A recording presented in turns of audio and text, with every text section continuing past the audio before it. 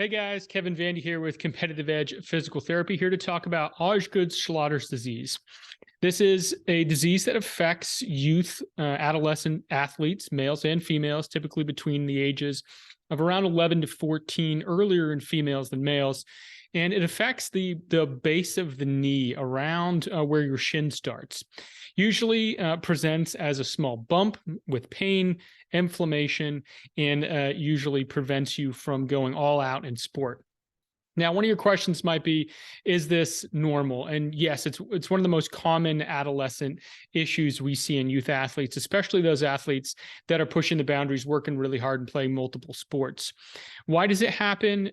Basically an overuse of your quadriceps and patellar tendon, the muscle that sits on the front of your thigh, pulls on where the tendon attaches on the tibia and causes inflammation, causes pain, and can sometimes cause a little small separation of the bone.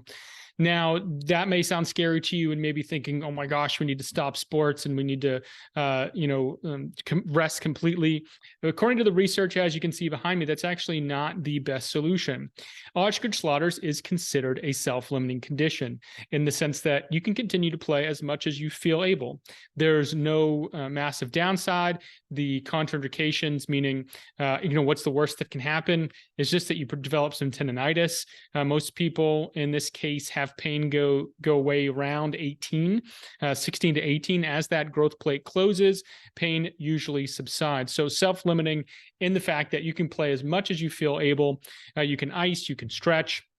Surprisingly, you may think that complete rest is the best solution, whereas the research is clear that actually loading the knee appropriately, loading the quad, building the strength ratio between the quad and the hamstring, activating and strengthening your glute muscles, stretching your quad, stretching your hamstring, and staying active is actually the best solution. Straps do help to reduce pain.